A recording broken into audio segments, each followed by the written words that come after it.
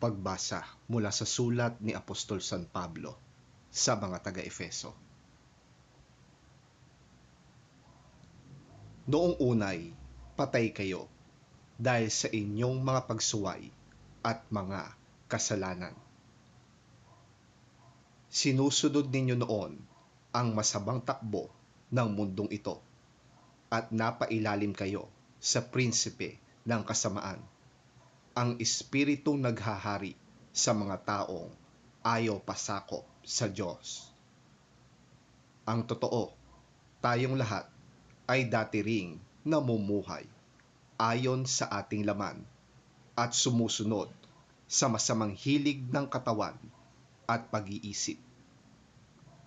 Kaya't sa ating likas na kalagayan, kabilang tayo sa mga taong kinapopuotan ng Diyos. Subalit, napakasagana ng habag ng Diyos at napakadakila ng pag-ibig niya sa atin. Tayo'y binuhay niyang kasama ni Kristo noong tayo'y mga patay pa dahil sa ating pagsuway. Naligtas nga kayo dahil sa kanyang kagandahang loob. Dahil sa ating pakikipag-isa kay Kristo Jesus, tayo'y muling binuhay na kasama niya upang mamunong kasama niya sa kalangitan.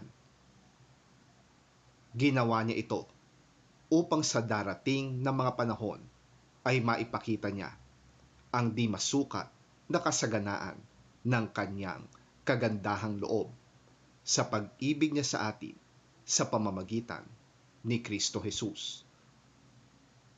Sapagkat dahil sa kagandahang loob ng Diyos, kayo ay naligtas sa pamamagitan ng pananampalataya. At ang kaligtasang ito'y kaloob ng Diyos at hindi sa pamamagitan ng inyong sarili. Hindi ito bunga ng inyong mga gawa, kaya't walang dapat ipagmalaki ang sinuman. Sapagkat tayo'y nilalang ng Diyos, nilikha sa pamamagitan ni Kristo Jesus upang iukol natin ang ating buhay sa paggawa ng mabuti. Iyan ang layuning pinili ng Diyos para sa atin noong una pa man.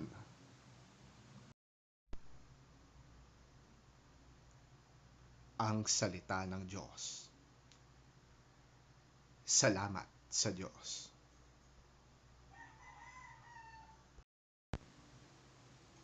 Ang mabuting balita ng Panginoon ayon kay San Lucas. Papuri sa iyo, Panginoon. Sinabi kay Jesus ng isa sa mga naroroon, Guro, iutos nga po ninyo sa kapatid kong ibigay niya sa akin ang bahagi ko sa aming mana.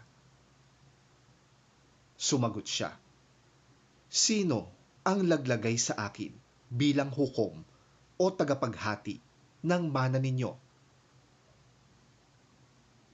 At sinabi niya sa kanilang lahat, Mag-ingat kayo sa lahat ng uri ng kasakiman, sapagkat ang buhay ng tao ay wala sa dami ng kanyang kayamanan.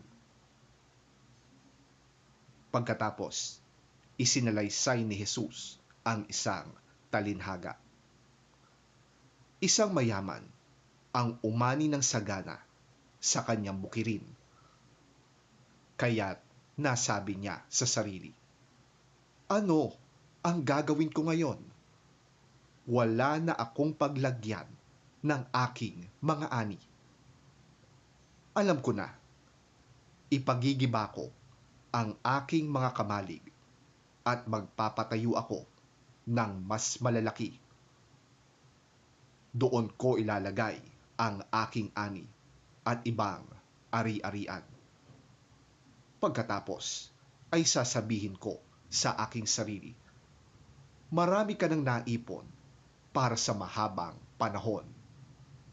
Kaya't magpahinga ka na lamang, kumain, uminom, at magpasarap sa buhay.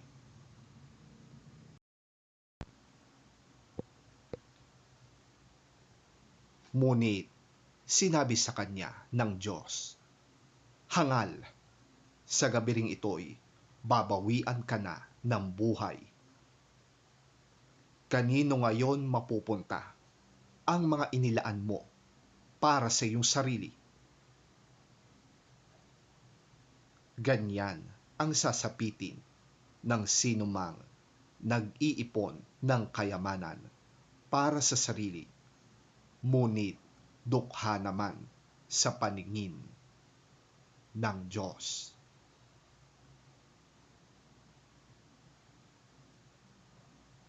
Ang mabuting balita ng ating Panginoon.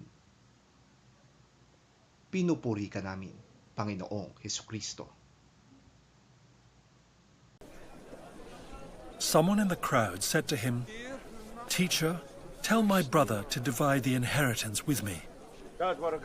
Jesus replied, "Man, who appointed me a judge or an arbiter between you?" Then he said to them, "Watch out. Be on your guard against all kinds of greed.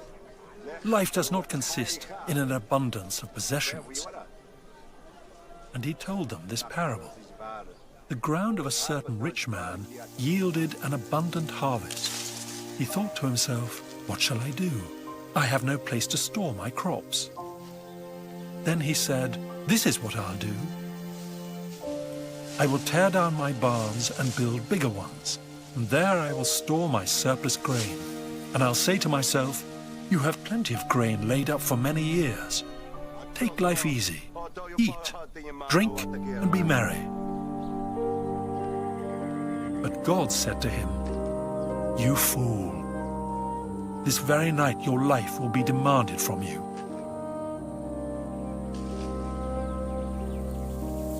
Then who will get what you have prepared for yourself? This is how it will be with whoever stores up things for themselves, but is not rich toward God."